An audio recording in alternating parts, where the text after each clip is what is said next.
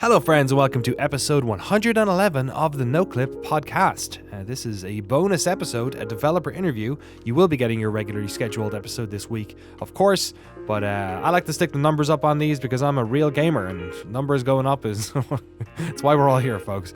Let's be honest with each other. Today, I'm talking to the folks behind Jett the Far Shore, plus Given Time, which is the sort of, I don't know if I call it an expansion pack or it's not a DLC. It's kind of just like what the game was always meant to be. And this project, if you've never heard of it, is absolutely fascinating. It's from the folks who brought you, one of the folks who brought you Super Brothers Sword and Sorcery, which is an iconic iOS game which came out, over 10 years ago. Had a fantastic soundtrack by Jim Guthrie, really fascinating gameplay we'd never really seen in games before, gorgeous art style as well. And Craig Adams, who is Super Brothers basically, and he tooled up with Patrick McAllister, a friend of his who lives in Japan, to work on a project for a game jam, and that was about 10 years ago, because last year, October of 2021, so I guess, it's longer than a year ago, year and change, they released Jett the Far Shore, which was this really interesting, expansive, like, spaceship exploration game on a very odd planet with a sort of an intuitive but very disconnected story that you had to piece together. It had its own language. It had lots of like messing around with the flora and fauna of the world. Kind of in Super Brothers style. It doesn't really fall into any genre and really like sort of requires you to go in with like open eyes and open arms and embrace the game for what it is.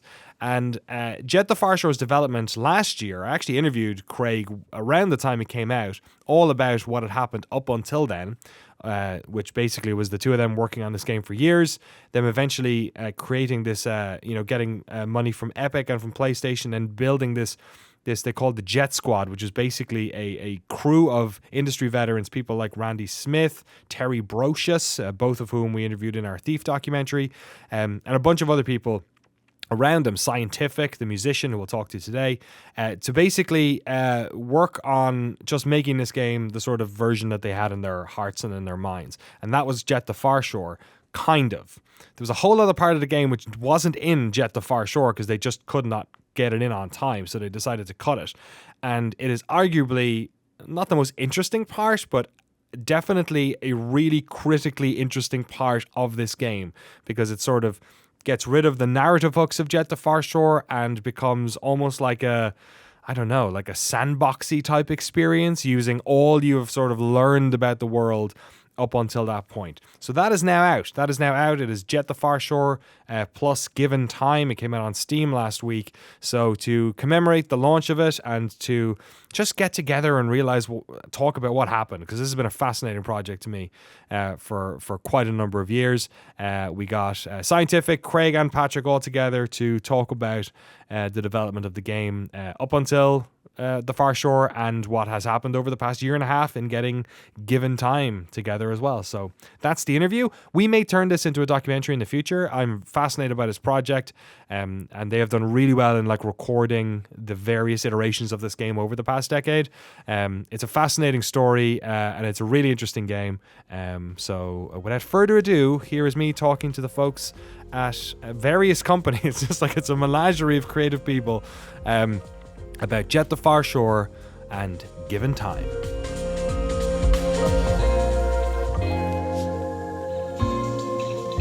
Gentlemen, thank you all for joining me on the podcast. This has been an odyssey of game design, of game development that I am delighted to crack into.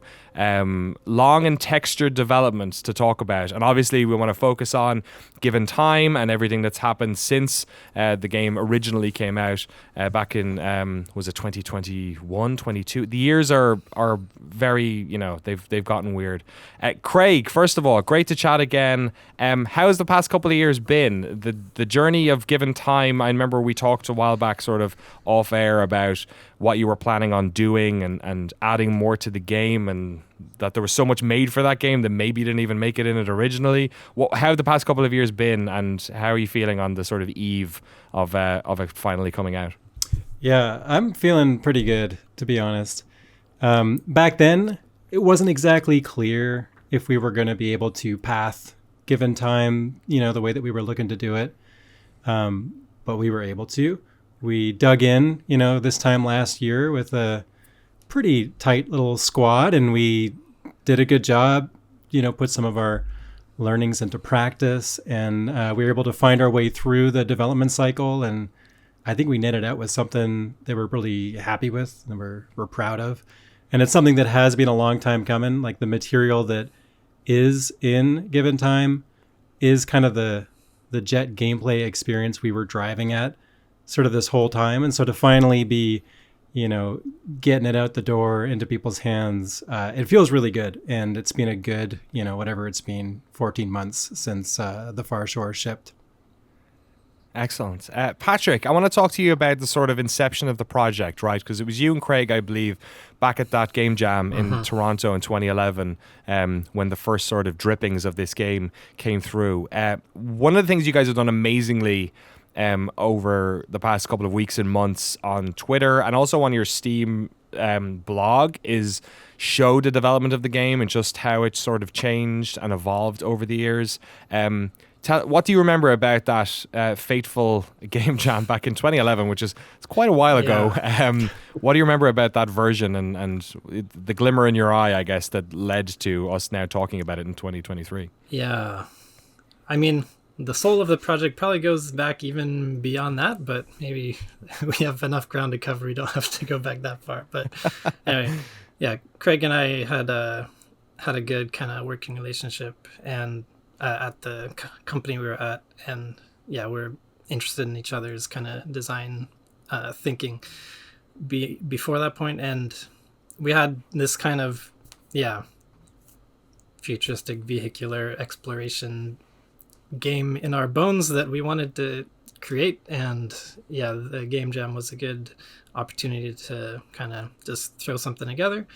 And it was, I mean, so we didn't ask permission, but we used a bunch of Andy's old music, which we'll hear from him in a bit, for that jam, which, I mean, music was the forefront of that experience. So it was a big help to have that in there from the beginning. But it was a cool little thing. And then, I think the jam happened basically a week or two before I moved back to Japan. So it was like, okay. It wasn't this is the next big thing. That wasn't, but I think, I don't know, we were both thinking maybe we might do something, but kind of poked around with it in the background over the next few years. And then, Craig's kind of sorcery responsibilities rolled down, and like whatever project I was on kind of rolled down, and it felt like, okay, I mean, I always kind of wanted to do an independent thing, and there's no real better chance than working with Craig. So it felt like a great opportunity to seize at the time. And yes, so I'm interested in, Craig, when did it turn from like a sort of I wouldn't say side project, but it was something like, you're jamming on a bunch of stuff, creative minds are often doing that, working on something here, thinking about something there, this plate needs to be spun a little while. When did it shift from like something that you were kind of working on to like primary focus, I guess? I think the delineation that we sometimes use is like 2013, Patrick, when you went full time. I did have this sense, though, that, coming off of sorcery, you might want to, there's no better time than that to swing for the bleachers and sort of do something a little ambitious. And so, I was kind of interested in tackling something, along these lines, dig in on it.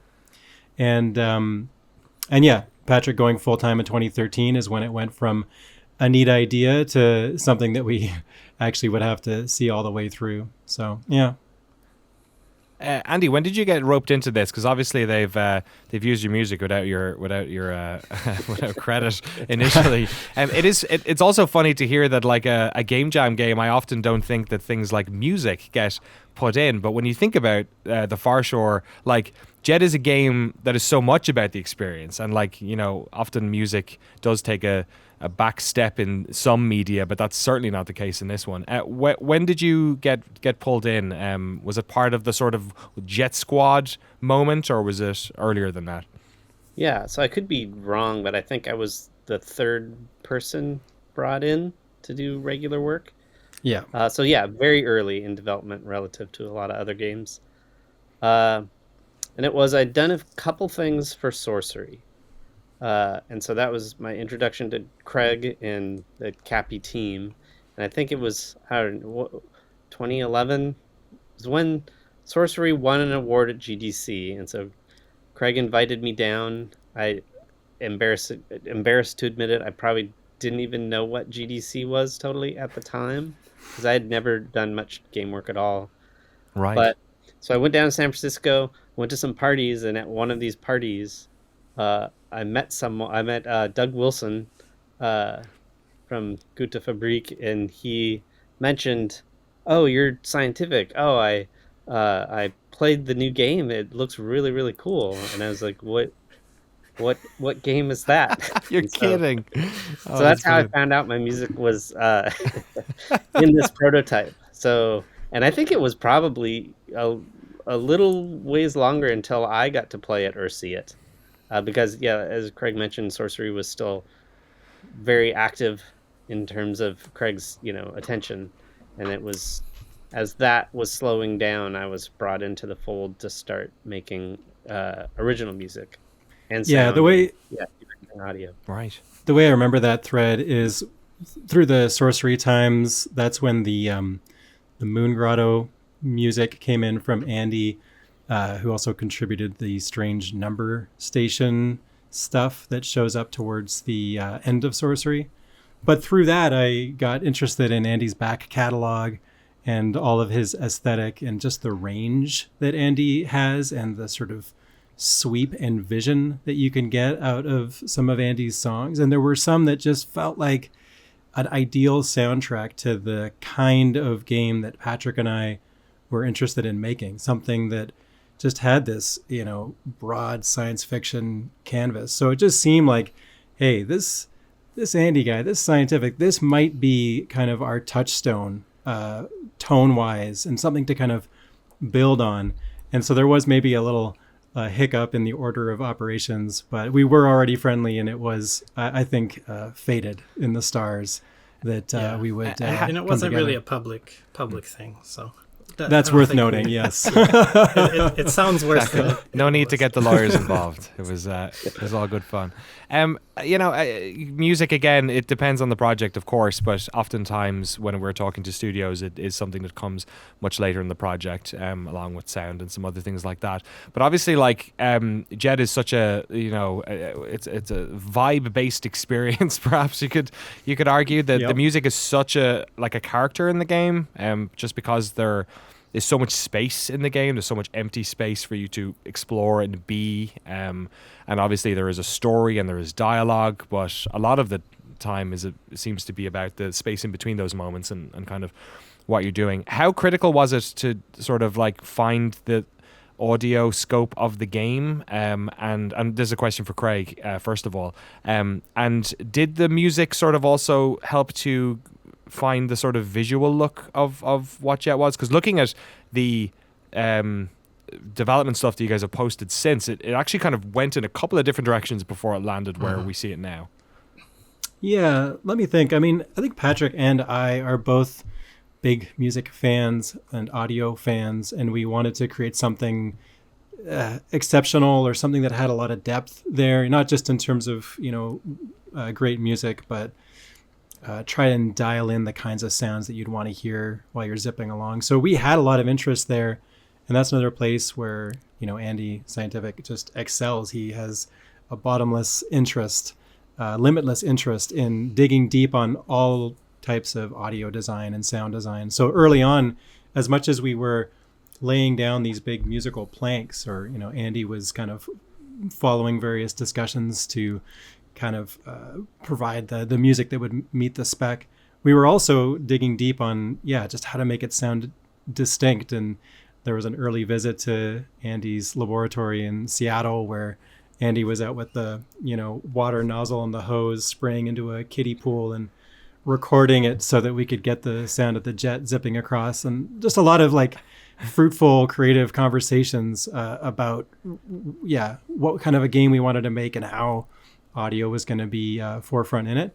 As for how that stuff impacted the visuals, I don't know. I think that the tone that the game wanted, I don't know, it suggested it wanted to be stylized, but then as we went on, it just seemed like we should sort of get a little bit more sparkle in there. And so things got a little fancier, and there were sort of efforts made to fancy it up as much as we could, as we kind of got towards the later stages. That was a little bit of a harder thing for me to pin down because, I couldn't quite see where the quality bar needed to be early on. And then around us, all of the sort of indie video games were getting fancier and fancier. And so there was this feeling of the bar, whether we like it or not, raising. And we sort of had to figure out what to do about that. And our response was to just raise the bar as much as we could, and then eventually kind of bring on the squad to help us kind of get the elbow grease in to finish it off. Andy, what do you remember about that process? It's always different for every project, of course, but they'd been working on it for a while at that stage. Presumably there was some sort of prototypes that you could play and fuck around with, and presumably they had an idea of the themes of the game and where it was going to be going. What was that like for you? And also, like, the breadth of music, there seems to be quite a lot of music as well to have written. And how tricky is that to have to create sort of a wide catalogue of sounds that also sort of tie in to each other? It can be tough, but for this, I think what made it worthwhile, well, one, it was just a great project to be involved in, and that's a top priority for me, is giving a shit about the thing. That'll just fuel me forever. And so I think one of the things, and one of the reasons just that we were able to end up with so much, was that I was early in on the iterative process, like the R&D of the game. There was a lot of what ifs. Hey, let's try this. And this is referring to both music and sonic concepts. What do you even think of this? Well, let's prototype this. And then I'd put time into, like Craig said, spraying water around, trying to figure out what the jet sounds like. And so I think that's the kind of the main driver, was constantly being energized because it was cool stuff, but also the time to think and reflect and throw things away or rework things. So I think one way that was really beneficial for music was just some of the pieces on the soundtrack and within in-game are comically long. And so that was, we were aiming for a vibe. So instead of, hey, we've got 30-second, boss battle thing loop, and that's one of the things you get a lot with respect to creative direction is, here's the thing, make sound work within it. And this was like, okay, well, I'm just going to think about what it's like to fly around and play the prototypes and even capture that footage and watch it and just kind of see where a piece of music would want to go. And so that's where the soundtrack opener came from, was just like, oh, I want to think about what this place is musically. Like, if you close your eyes and dream of the place, I want this music to reflect it as much as possible. And then by the time it was done, it was 15 minutes long. So and that got to happen over and over, and then we just managed to squeeze a huge amount of that music into the game. So excellent. Relatively little ended up on the in the garbage can. Right. That also seems to be maybe the case for the game itself as well. Craig, obviously, we talked previous about just how much was, made for Jett the Far Shore. How did you, I guess, decide that there was this time to, or there was more purpose in the game, and that you wanted to finish out the project that you had sort of envisaged and sort of get given time out there as well? When did that, how much, I guess, was left how much was done that didn't make it into Jett the Far Shore originally, either in terms of concrete levels you've created or just ideas that you had? That's a tricky one to answer, and maybe Patrick, you can chime in once I try to think this through a little bit. Early on, there was a sense that, hey, we've got a bunch of mechanics and we've got a universe, and we could go a bunch of different directions with it. Early on, though, I think the Far Shore campaign as it is was, pretty much our focal point with Given Time. Those two things together, I think, since about 2015, and we may even have had the episodes in place, as early as that in terms of deploy, adapt, persevere, etc. We knew that there was going to be a giant solemn cone of Tor in the center, and that it would contain some existential mystery. We kind of knew a lot of these things from pretty early on. We knew the characters too. Isao, I think I've got sketches dating back to 2013, Jones as well, that kind of stuff.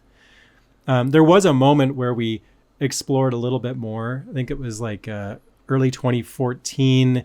It was like, what if we visited with these scouts when they were still in pilot school, and what does that cradle world look like? So there was a little bit of building that sort of stuff out. Then there was a trip to Japan early 2014 where we kind of reset the prototype, had a lot of meetings, Patrick and I. We had an all-day meeting on the train out to Mount Fuji, and then hiking around the foothills. And it may be that Tor took its final shape around that time. But yeah, from that point, it kind of it was a more direct path, and I don't know that we cut too much beyond that. And Patrick, you might have a slightly different memory of how that worked. Yeah, my sense is, I mean, the very early vision, I feel like the Far Shore, at the time it was more kind of like known as Planetfall, and like the beats of it were still there, but I think it was intended as like, I don't know, we were thinking like maybe we should make an episodic thing or something. So it was kind of like a smaller scope kind of first jaunt into the universe, and we kind of envisioned more stuff that might follow. But as we kind of got stuck in and building it, like it felt weird not to deliver on a lot of like stuff that could be delivered on in that experience. And anyway, so that kind of initial jaunt kind of grew to encompass a lot more, and the scope grew to the point where it included a bunch of the other ideas. As for like Given Time itself, we early on in the project, we were really kind of enamored with the idea of having like horizon breaking moments where like you're playing a game and then you kind of reach a point and you realize it's like what you thought the horizon was, like what you thought the boundaries were, are much beyond what you thought they were, whatever. And so we kind of always had envisioned this moment where like after you finish Planetfall or whatever, you can like wake up from the torpor chamber and go out and explore the world, kind of post whatever that story stuff was. But at the time, like, I don't know, like everything in the game, like the first passes were very obscure and like not very like understandable, but it's like we wanted you to have to like push some secret buttons to wake up from torpor or something, so it was more of a secret thing. So I think like early on, and we had various kind of different takes on what exact shape that kind of post credits experience would be like, but I think once we had like the squad in place, we were starting to kind of build that out, and probably around that point, like the shape of Given Time hasn't changed that much in its vision from like when we had the squad there, kind of building out ideas for that portion. So most of that, let's see, I guess we would have been around 2019, 2020 that stuff really kind of got described in its kind of breadth. So did you guys have an idea then that this, like when Jett came out, was it more of a, we it's not that we don't know what we want to do next. It's that we hope we can do this. Like, this is the game that we're releasing now, and then hopefully we'll be able to get around to getting this other stuff out in the next couple of years, be it like because of financials or whatever, like that. Yeah, I think with given time, like, yeah, it was initially kind of planned to be with the initial release, but like the scope is going to be limited because we just didn't have the time to do much beyond that. But right, as we kind of got up in the final year or so, it just felt like we can kind of release something that has like is more mediocre across the board, or we could like kind of section off given right. time, really put a bunch of focus into making like the first part, like the Far Shore, as high quality as we can, and then hopefully be able to follow up with the given time content. So, but yeah, I don't know, Craig, do you have... I think the way I would describe it is we were driving towards the kind of thing that you experience in given time, where you're let off the leash and you can roam around, and you are finally able to kind of wade into the systems and kind of get familiar with the specific entities that make up the ecosystem, and just kind of like settle into the actual game and uncover things and not sort of have things be fed to you. That was what we were driving at. And the Far Shore was our way to draw people in with a story and with characters. And we felt the need to do that for a few different reasons, including just that if we dropped you in and, hope that you would find your way, you might struggle. It's sort of an unusual game with unusual verbs and an unorthodox design. So we felt the need to sort of get people acquainted with things through the course of the Far Shore, so that they're kind of like in the right place for this semi-secret sequel. And there was a period of time, when we designed these things, that we had the idea that the Far Shore's story should leave you in a good place, tie up a bunch of threads, kind of put the characters in where they need to be. The scouts go into torpor, their fate is a little uncertain. And then, we had it in mind, this is even years ago, that we would roll credits, and then wouldn't it be cool if the sequel to The Far Shore was just waiting there on the disc? We didn't know if we would be able to pull that off, if we'd be able to ship, both of those things at once. And so there was creatively something to be said for like, hey, what if it does get staggered by a couple years? And then you can kind of see in given time, it's written as if there has been an interval of time. And, when May is waking up, she's a little groggy and the world has moved on. So creatively, that was appealing. But when we had the squad gathered, we did try to deliver on the whole thing at once. And there were pretty practical reasons for why that made sense. One was that, the systems that drive the gameplay needed to be solid for the given time content to be solid. So we had to kind of bake that cake in order for the Far Shore's kind of narrative-driven campaign to sit on that, more solid foundation. But then, as Patrick was saying, we were in there with that squad. We were doing, the best work we could. And it just seemed like there's just still too much scope. And so, there was a decision to decouple them, put given time, on the shelf, and then figure out a way to take it back off the shelf. And then, the upside of all of this is that we were able to kind of roll up our sleeves, give it the focus that we wanted, without having to, be covering quite as much surface area, and also to sort of put into practice some of the things that we had been learning, during the course of production up until that point. So, it's been quite a story, but in a weird way, this feels like the right way for it all to have played out.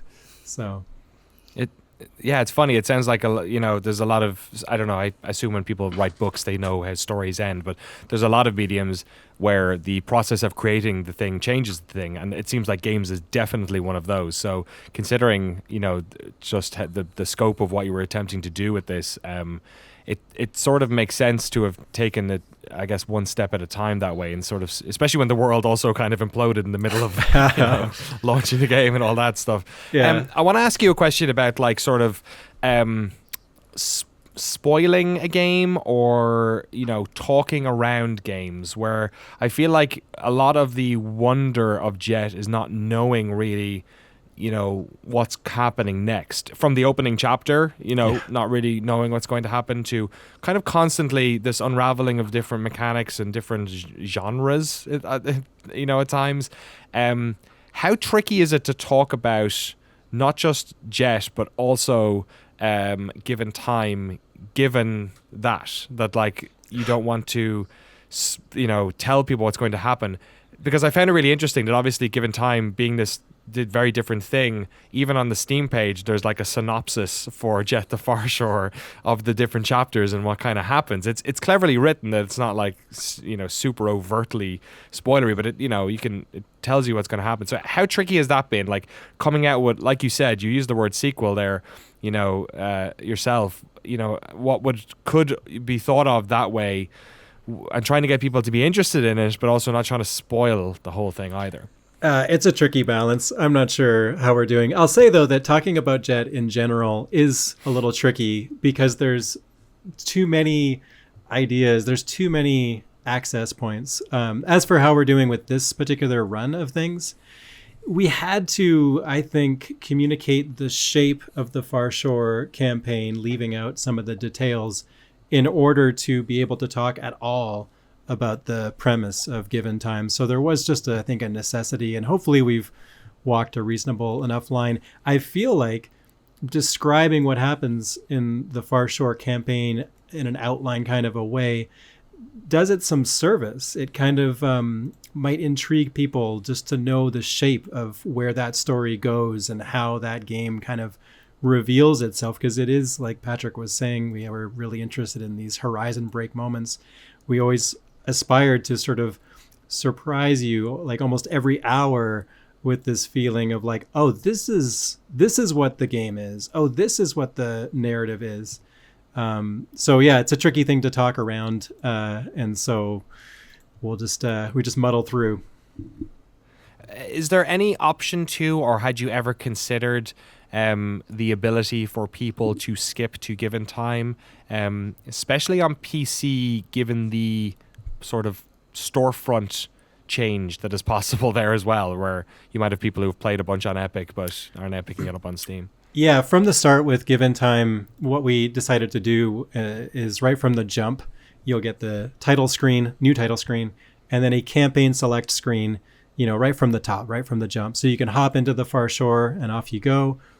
You can also decide to hop right into Given Time. It will suggest that you take a little, refresher course Jett-wise that you can skip. But then off you go. You're right into Given Time. And you can be progressing on both campaigns at once, should you choose. So we didn't want to slow people down exactly for that reason. You might have played a little bit on this platform and now you're picking it up on this other platform. We also kind of like the idea that there might be some brave souls out there who hear about Given Time and are like, all right, I just want that experience.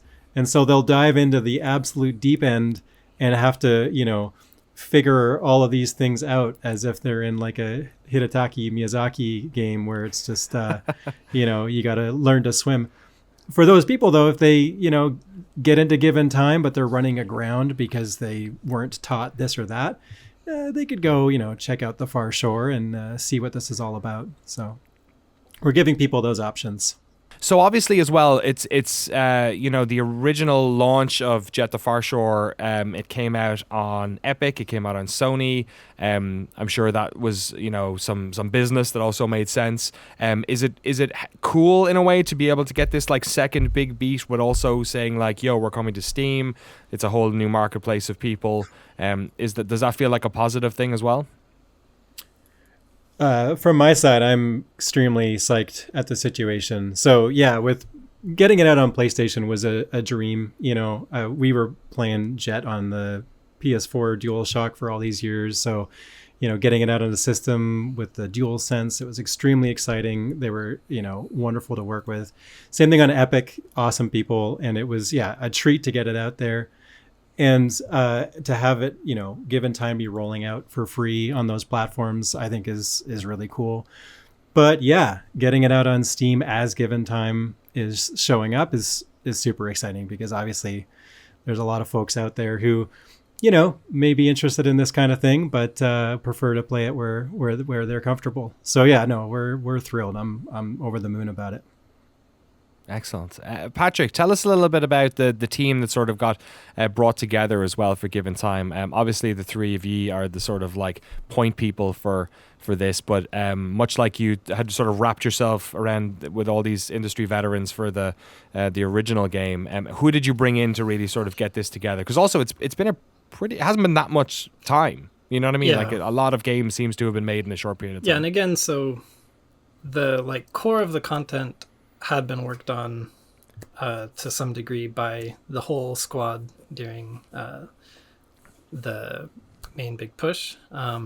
So on the like actual production side, and like doing technical and direct design work, it was pretty much just me and Zach Wheeler at SkyMap Games, who he was initially like the QA lead, but turns out he is really good at a lot and did a whole bunch of good kind of design work. And it was a great chance for him to really kind of cut loose and dig in on game design, because there's in Given Time, it's kind of centers around kind of little environmental puzzles, and I guess some are bigger than others. But so just there's a bunch of level design and game design and tuning in that space that he was able to just really kind of set loose on. And then Craig can probably speak more to the kind of rest of the squad. So, but just to tee it up, like for the creative direction, like he kind of wanted to get some fresh perspectives. So yeah, maybe I'll pass over to you, Craig, to talk about. Yeah, it ended up being a pretty ideal squad. So like Patrick's saying, during the sort of full court production, we had Randy Smith in there as our kind of lead designer. We were like thrilled to be able to bring him in full time, and he comes with this huge amount of like very specific experience that really was a great fit for making sense of, Jett's various systems and whatnot. And so he was right in there, shaping the systems and the specific content of Given Time. And what we had Randy do is, as we were kind of winding down the full production, we had him go through Given Time, which did exist at that time with dialogue and everything in there, and just kind of evaluate everything and give us all the next steps and just kind of write that up in a big, thick document, so that when, January 22 came around and we were able to book dev powerhouse Zach Wheeler, as Patrick mentioned, who had been understudying with Randy kind of for, the previous 18 months. Zach was able to kind of open up Randy's document, and we were able to kind of hit the ground running.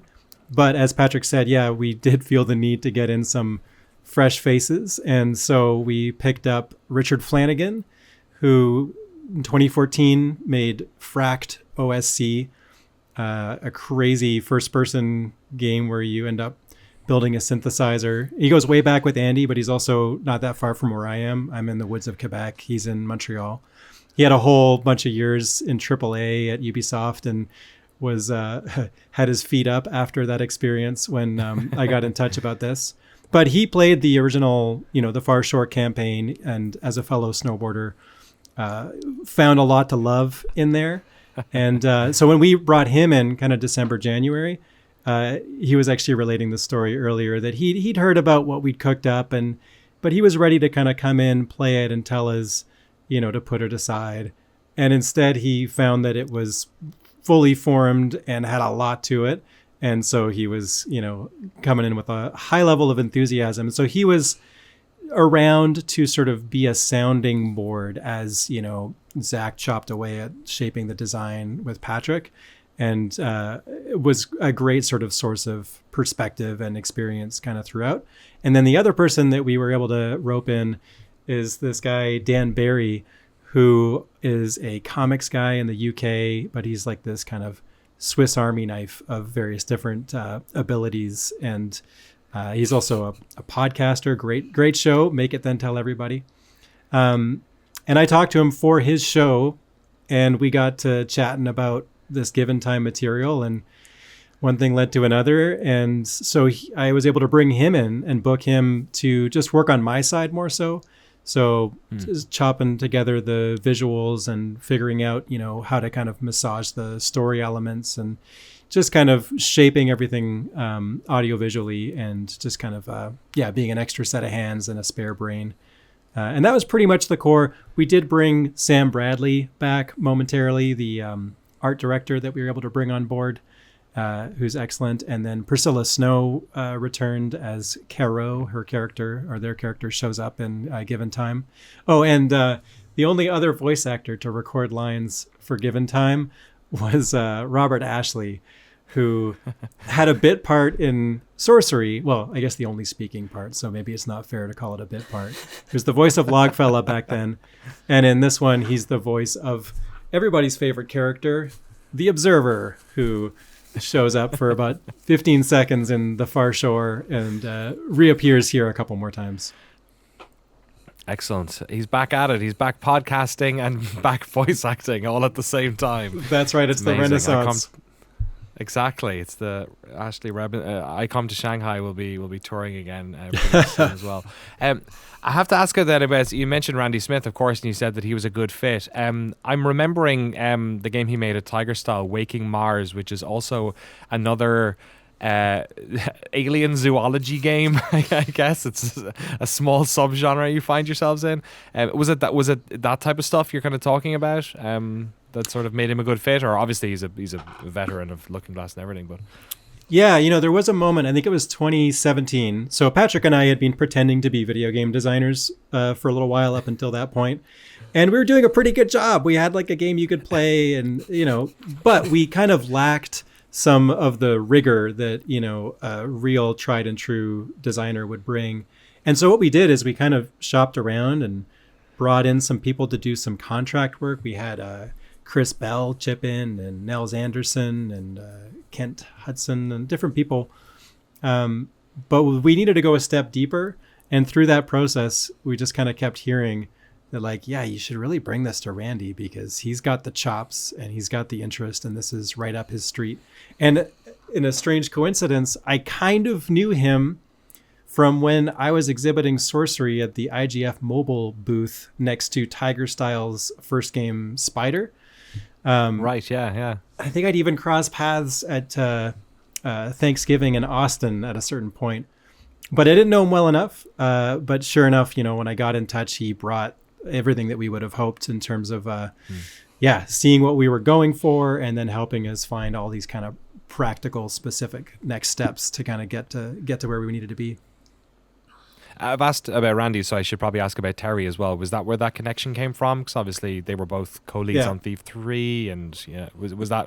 And what did she add to the project? What was she working on? So for Terry Brocious, kind of wherever Randy goes, Terry may pop up. That's how that works. But what had to happen there is the dialogue was all written, but it was floppy. 2018, it was kind of hadn't gotten like its flavor. The characters were pretty vague.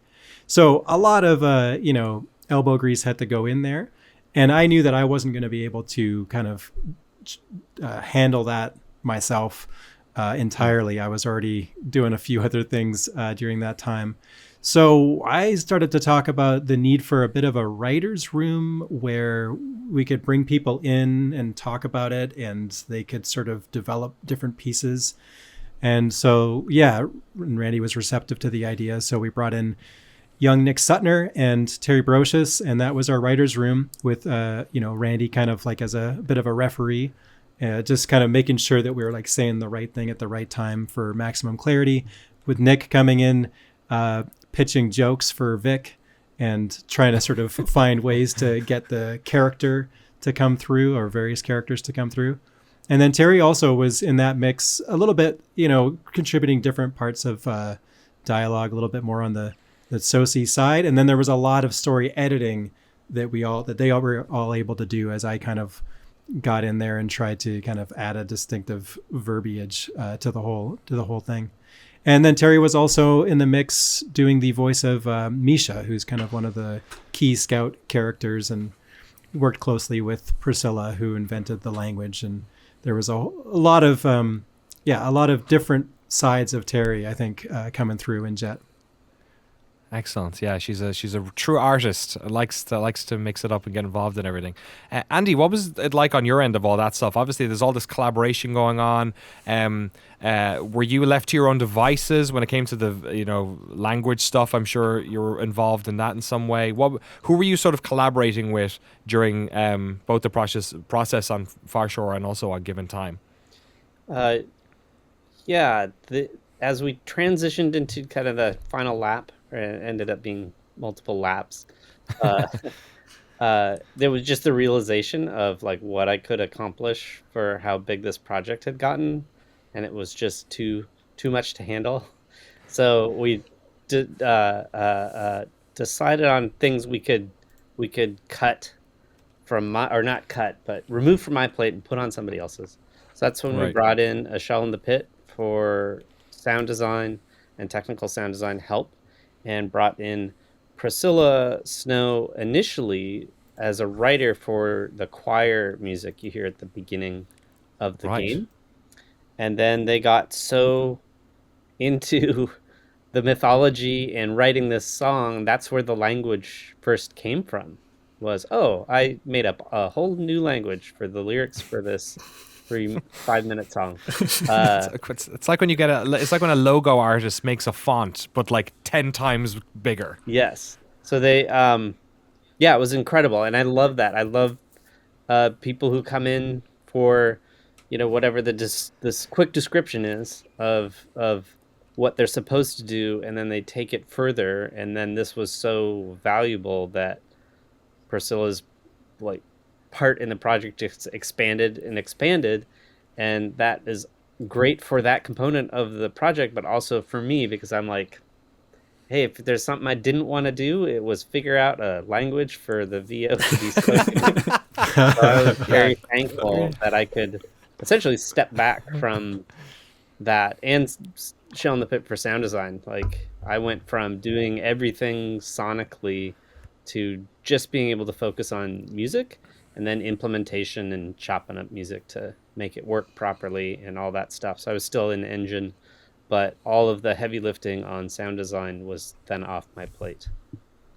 Awesome. Is Shell in the Pit located up near you as well? They're in Vancouver, yeah. So not Vancouver, not yeah, far. I thought so, yeah. So what was the process like for, maybe it is the right person to answer, I'm not quite sure, but what was the process like for recording voiceover in someone in this made up language? Like, how do you QA that if nobody knows the language? Or I can kick this one off with when this happened, which was incredibly awkward. This was right at the beginning of the pandemic, when we were like, hey, let's get some choir recorded and VO. And so Priscilla at the time lived in Seattle. Right. We had never met personally, but through this project, and they happened to live 3 blocks from me. So we did get to meet in person, but it was right as essentially the world collapsed on itself.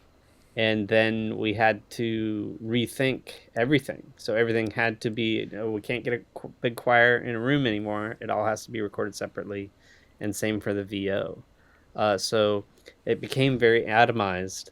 But at the same time, I was taking steps away. I was still very involved in the music production for the choir piece. But as far as VO, that was, Shell in the Pit took over for me. And how do you record a choir remotely? Like, you record each person separately and then mix as needed. But this is one of my favorite things in the whole game, is because we recorded every vocalist separately. We were able to spatialize them within the game. So in that scene, if you walk around, every single voice you're hearing is spatialized to one of the characters in the scene. Wow, that's amazing. And also, if somebody's slightly out of tempo, sure, it's like diegetic. It's so there's they suck at singing. Yeah, it was even in the direction was not to screw it up intentionally, but to be a little rough. This wasn't a professional choir. And then the after the fact then for production for the soundtrack was then essentially reconstructing it, putting everybody back together, and mixing it appropriately so it makes sense in a soundtrack capacity. But in game, it's completely dynamic depending on how you walk around the scene. That's fascinating. Yeah, something great about creative restrictions then ending up with something better. Not that I'm saying it's great the pandemic happened, but, you know, at least something beautiful, you know, can come out of such tragedy. So I guess, like, Craig, when you're looking at the launch of this, like, you know, people tend to look at games, you know, the consumer tends to look at games as like successful or not successful, or popular or not popular, or it sold enough or it didn't sell enough. And when you're approaching this, like, obviously with the original game, it found whatever audience it found. It also, you would have had some help from the platform holders in that respect. But like, how critical is the sort of success of this game to you and Patrick and the creative collaboration you have, or whatever project you do next? Or is it really, you know, divorced from that type of thing entirely? Well, let me see if I can find my way through that. I think Patrick and I are hoping that this project does find some folks on Steam. That would be great. We are out of pocket to some degree. But we went into this given time last lap, you know, with our eyes open, and we've got a sort of broad range of expectation. We do think it's a cool project, and we do think it's got a shot, but we have a future kind of whatever happens, I guess you could say. And I think both of us are, you know, excited to get through to the other side and to sort of start work on the next batch of things. So, yeah.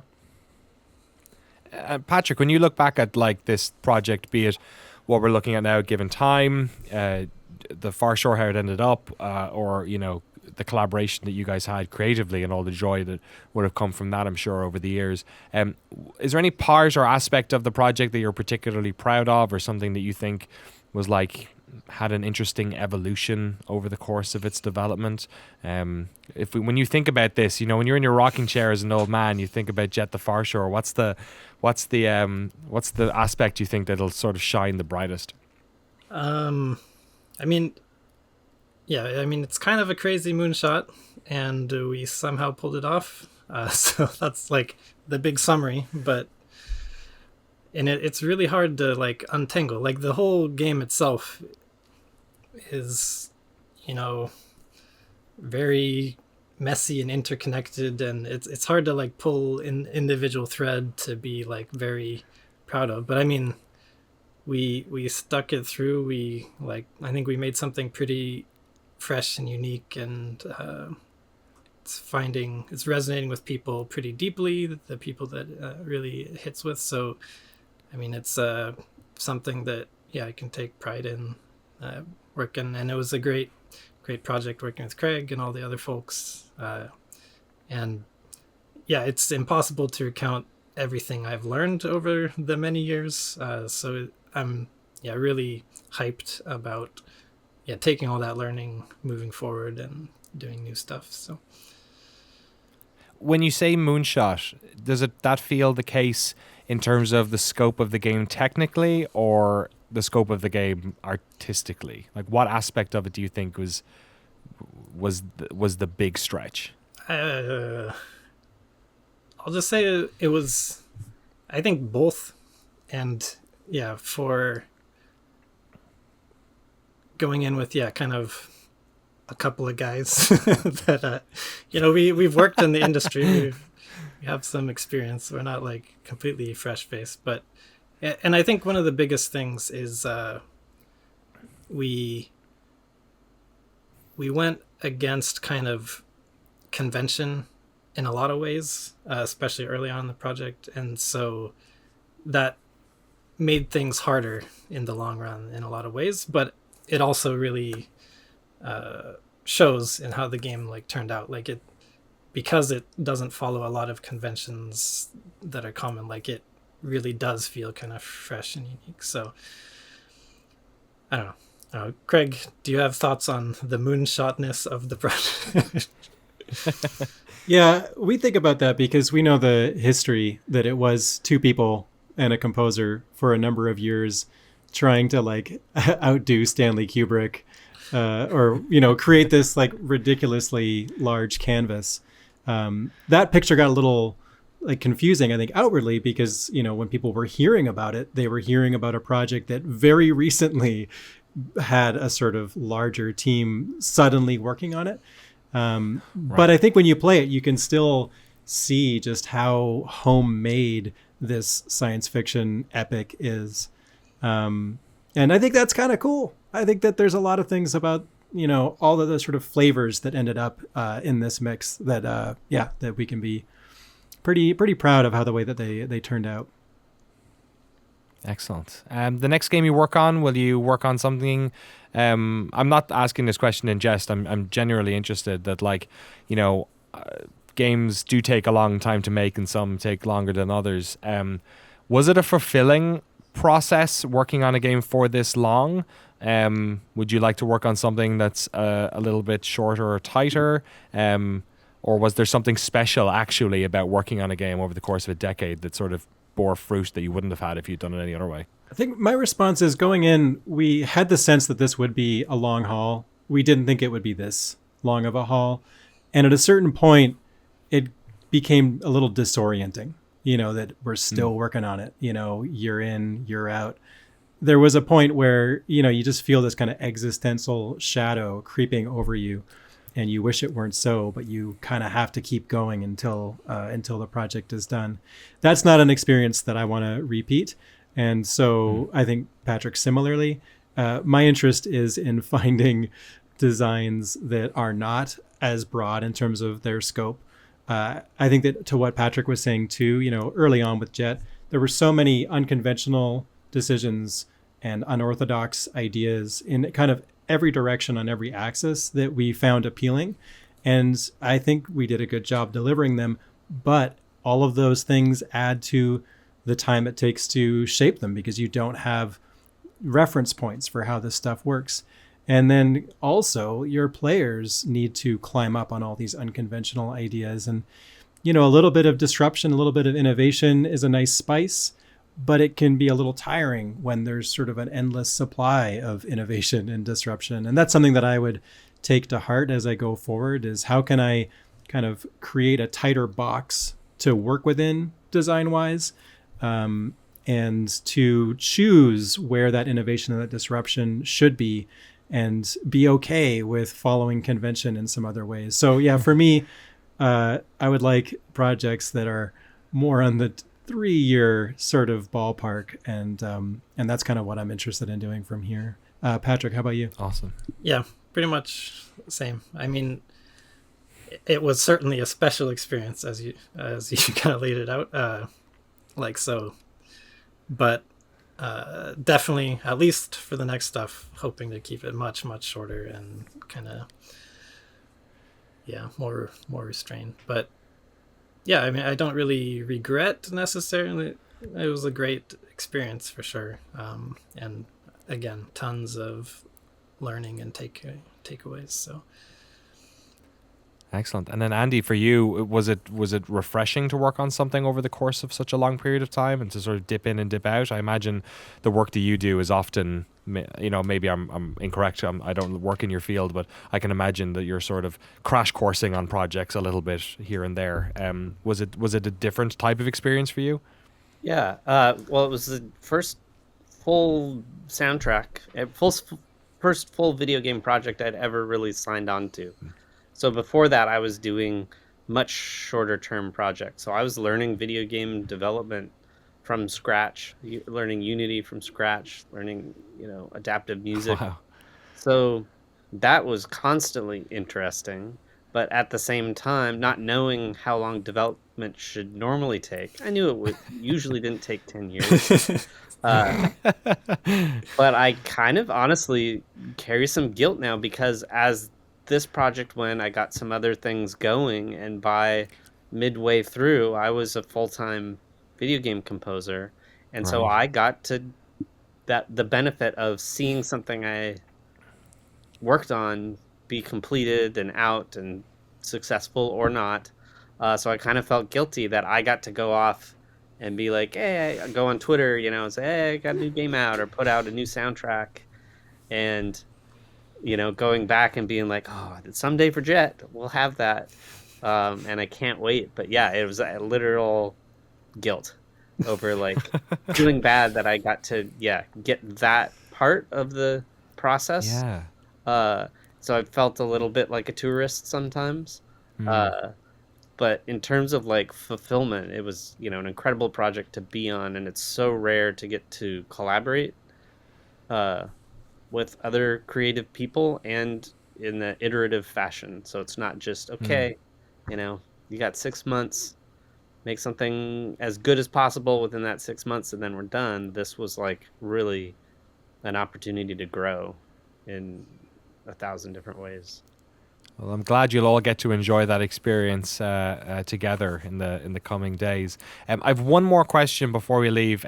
Just as something that I wanted to touch upon and I forgot earlier. I'll shoot it to you, Craig. Was there anything about that sort of like player feedback, or maybe even just the time, the moment you get to step back from a project once it's released, looking at the far shore, that like taught you some lessons about, maybe changes you'd make in given time, or different ways to approach the project, or ways in which people played the game that was different, or that type of thing? Was there any of those moments from putting the game out that sort of helped in given time?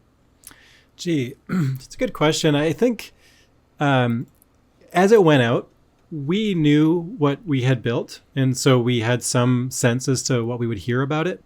And, and we already knew that given time was sort of our answer to a lot of that. For example, if a review says, hey, this Isao Copilot sure does talk too much, it's like, well, yeah, we solved that problem in given time by not waking Isao up. And so you've got, plenty of headspace. So I can't think of a specific thing that we would have pulled in from the critical response at that time. Given time was already going to be what it was. I'm sure there are some nuances, though, or some little discoveries that we made that informed some sort of finer grained choices. But I can't think of anything on the kind of larger scale. Patrick, anything on your side? Yeah. I don't know. There's quality of life type stuff that we've put in for sure. On the creative side, I don't know, like for the kind of narrative stuff, we did kind of look at what people were talking about, and I'm sure that filtered in some way. Like I think maybe I recall Dan kind of scraping stuff and saying like, this person has this interesting theory, like maybe we should have some kind of, I don't know, meld whatever the delivery we were working on, so it kind of, answers or like disproves, or I don't know exactly that. But I think there were a few cases like that, but I can't recall specifics. So. Cool. Awesome. Gentlemen, thank you so much for taking the time to talk to us today, and best of luck with launch. Thanks very much. It was a pleasure. Right.